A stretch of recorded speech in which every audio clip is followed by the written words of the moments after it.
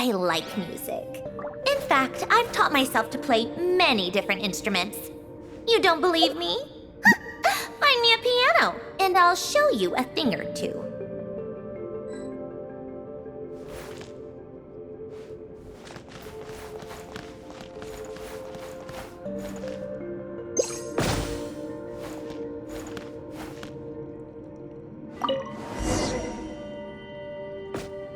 To be honest, I'm still in shock. You know, back then, both Alana and I thought you'd already left this world.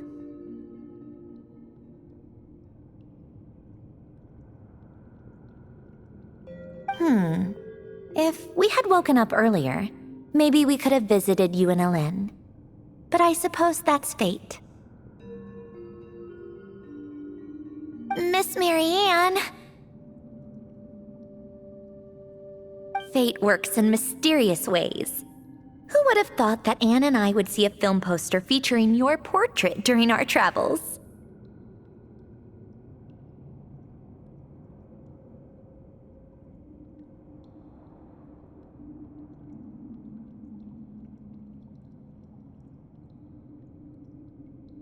So that's what made you think to contact me? Precisely! The aroma of coffee. It really takes me back. Thank you for inviting us to your tea party, Miss Androne. Your garden is so elegantly arranged. It's perfect for a lady of such grace.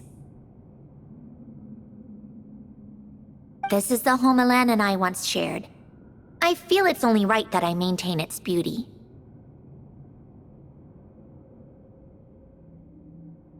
See? You're already so much better at this than my brother. Alan never even decorated his room. He couldn't deal with pretty things. That's right. And Renee was no different. Jakob and I were the only ones who could properly spruce up a room and prepare a tea party. So he was like that even when he was little? I always thought it was due to his age. He was always that way. He may have been book smart, but he was a bit of a klutz in other ways. Maybe that's why he was the only one of us who chose painful reality over the illusion of a sweet dream.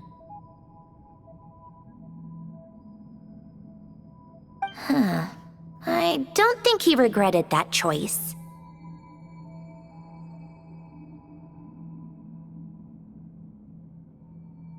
No, because that was his wish as a hero.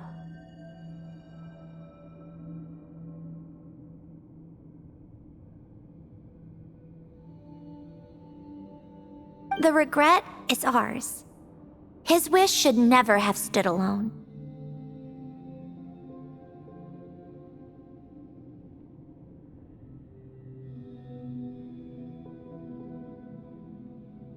What about you, Miss Sandrone? Is there something you wish for? Alan once asked me that exact same question. So he asked you that too? My brother must have matured a lot. He never would have asked something like that when I knew him. Wish is such a hollow word. Can you ever have whatever you want? If that were the case, there would be no bad in the world.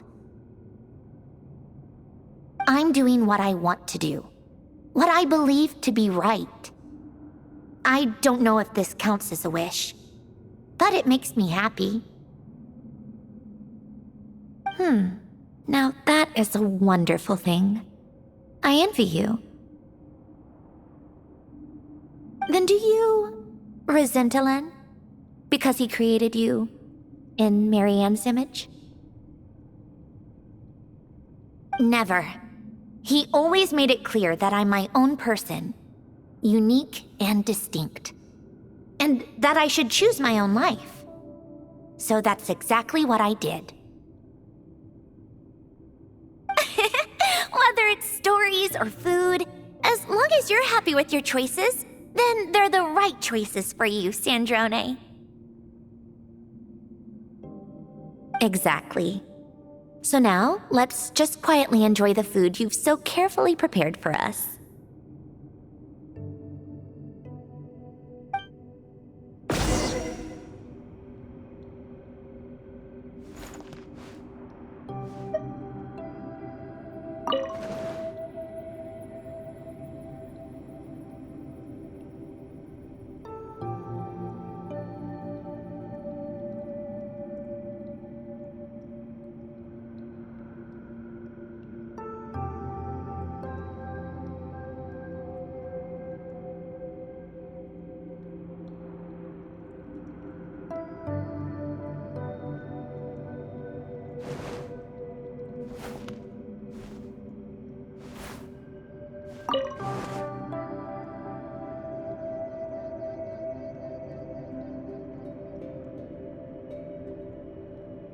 Life is best when all is peaceful and calm.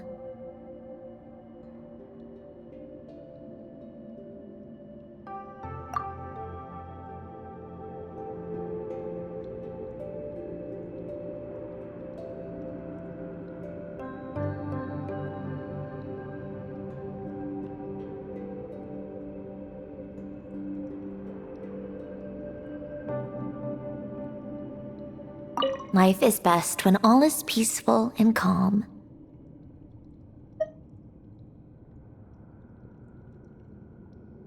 Is that the time? We should get together more often, Miss Sandrone.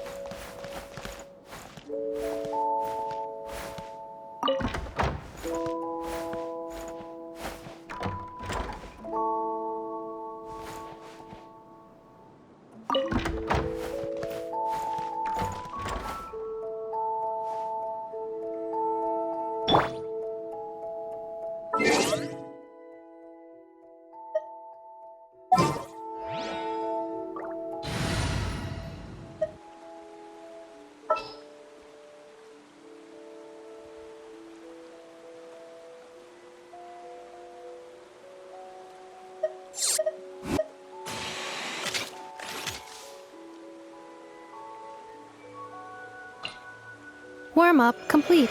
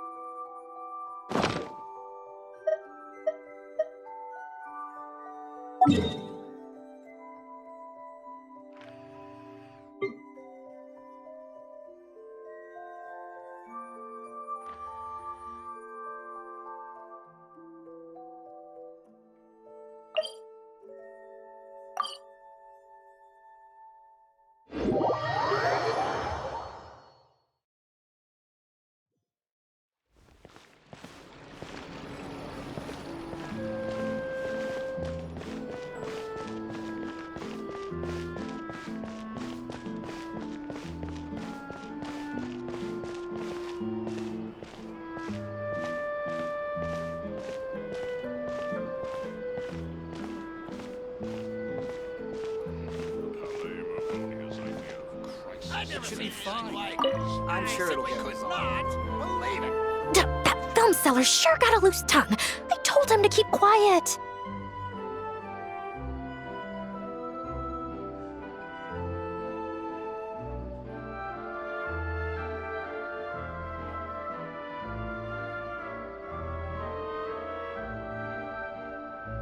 Is that the kind of person you think I am? You think that I, Charlotte, would just go recklessly barging into foreign nations just to get a scoop?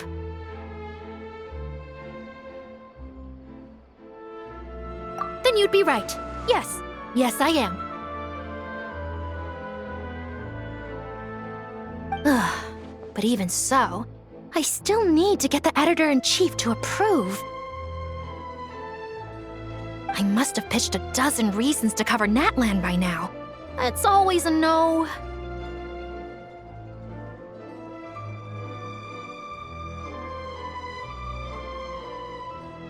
Not only that, but she won't even approve any vacation. I even promised to leave my cameras and spare film rolls behind during any personal trip to Natland.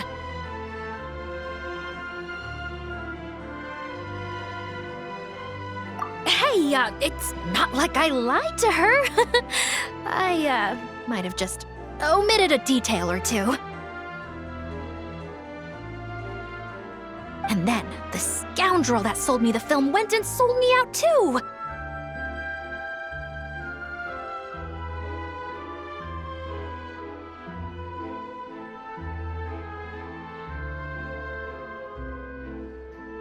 The Frazi went straight to my dad and told him to ground me for a month!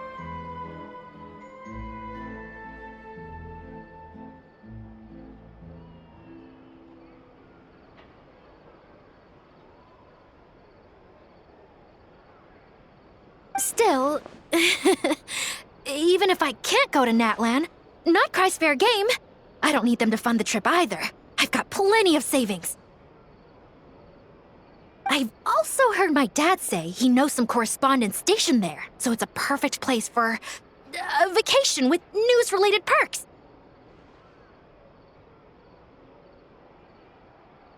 Adventure's paradise, Elysium.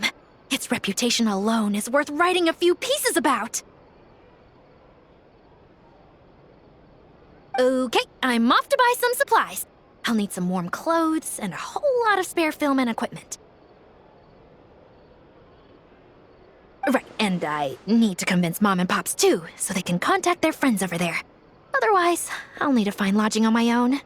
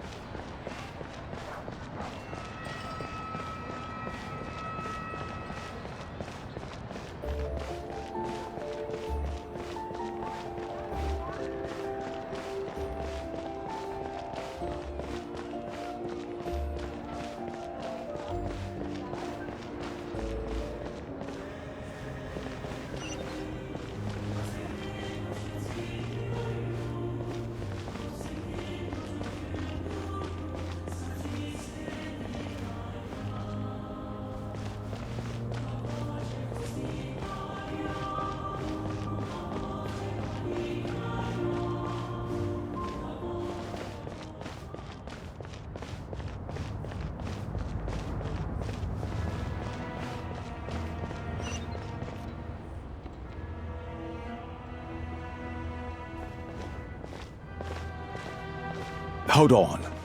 Please display your invitation letter or permit.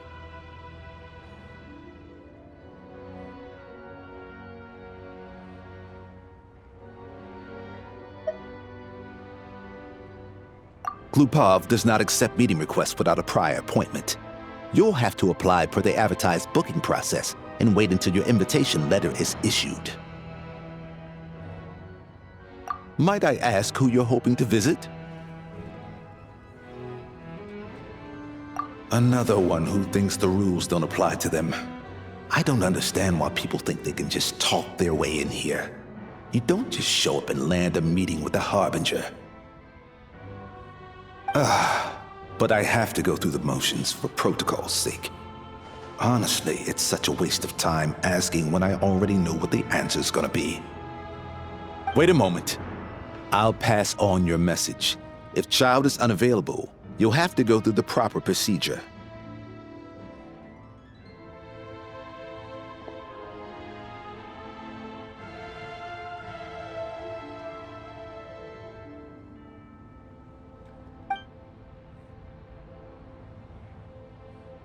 Lord Child is a busy man. He's probably not in Glupov at the present. If I were you, I'd cut your losses. No point in waiting any longer. Even if you two are old friends as you claim, please understand that the Fatui Harbingers are often busy with their official duties. They tend not to stay in Glupov for extended periods. Next time, stick to the rules. You'll make life easier for both of us, Greetings, Lady Marionette. I'll take care of our guest here. It's his first time in Snezhnaya, so it's no surprise that he doesn't know the rules yet. I trust no choice words have been exchanged. No misunderstandings I should be aware of. No, Lady Marionette. No incidents to report. Whew, that was a close call. Good thing I played it cool.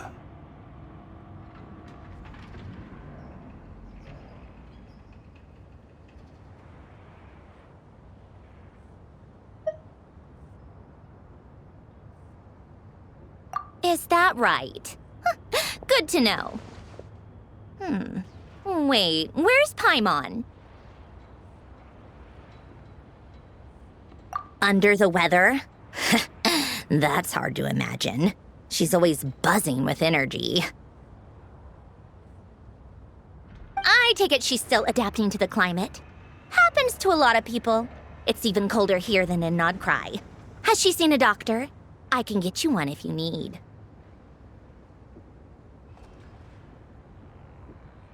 All right then. Well, let me know if you run into any other problems.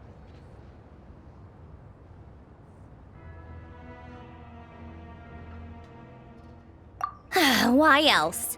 I was just about to sit down for some much-needed tea time when I heard that an old friend of Tartaglia's had shown up outside. No appointment, nothing. And, as obnoxious as it may be to show up uninvited at Glupov, I couldn't help but take pity on the poor soul who was waiting outside in vain. So I had no choice but to abandon my freshly brewed piping hot tea and come to see this mystery guest for myself. Well, I felt our time working together in Nodcry warranted some courtesy. I couldn't exactly let you freeze to death out here in the wind. Unfortunately, I can't invite you inside either. The rules of Glupov wouldn't allow it, and as a harbinger, I have to lead by example.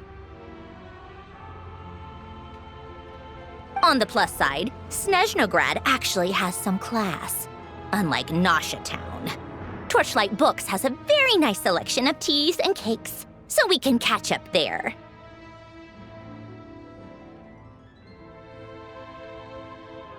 Your treat, of course.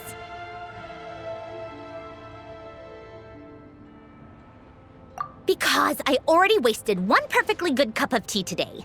That's why.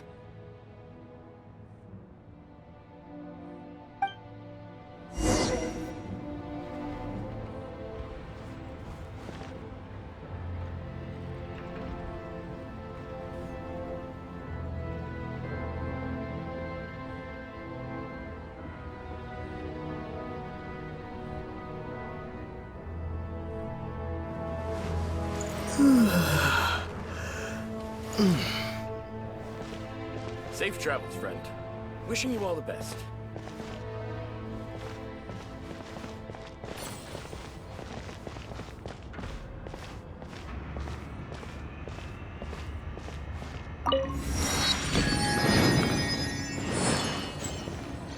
Exactly. That's right.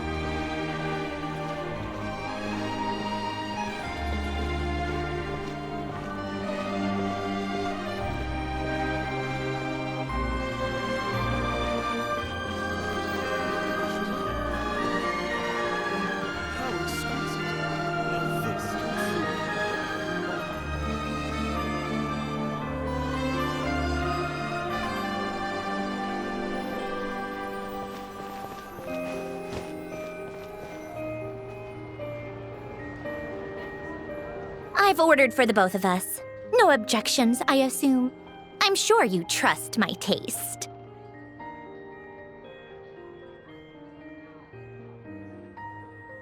Okay, let's get down to business. I'm guessing you don't actually have any urgent business with Tartaglia, per se. You just want information, right?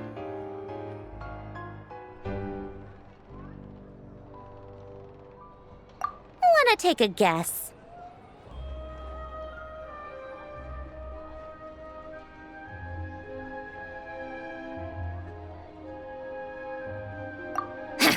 Of course you'd say that.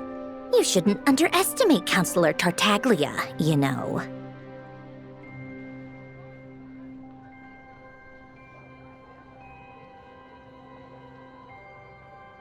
That's right. I'm sure you've heard of the Snezhnograd Vecha by now. Well, he's busy preparing some paperwork for their next meeting. They'll be discussing yet another extension to Project II-Geo. It's basically all anyone cares about in the Vecha these days.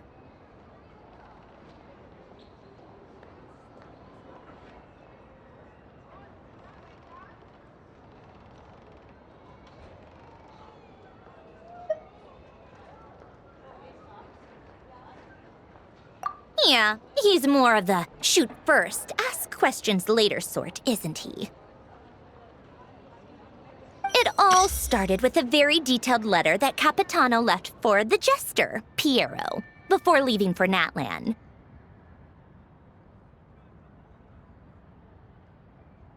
In that letter, he detailed the future arrangements for his subordinates. All of his key people were reassigned to Tartaglia.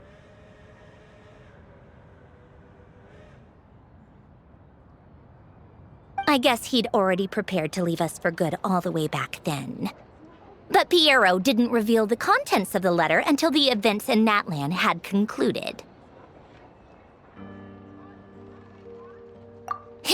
That was his reaction, too. Why me? With a bewildered look on his face.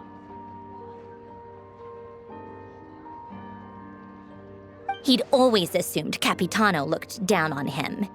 He was a man who kept his thoughts to himself and barely spoke to him the whole time they'd known each other. But he occasionally brought Tartaglia along to my tea parties back in the day. So to the rest of us, it was clear that Capitano had quite a lot of respect for his young comrade. By the rest of us, I mean my tea party regulars. Arlecchino, Rosaline, and... actually, not Columbina. She was probably oblivious to it.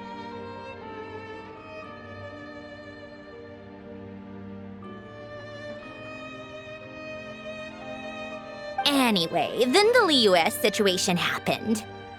Normally, it took a lot to get under Capitano's skin, but that time he was furious. It's not really my place to talk about it, though. You can ask Tartaglia about it sometime.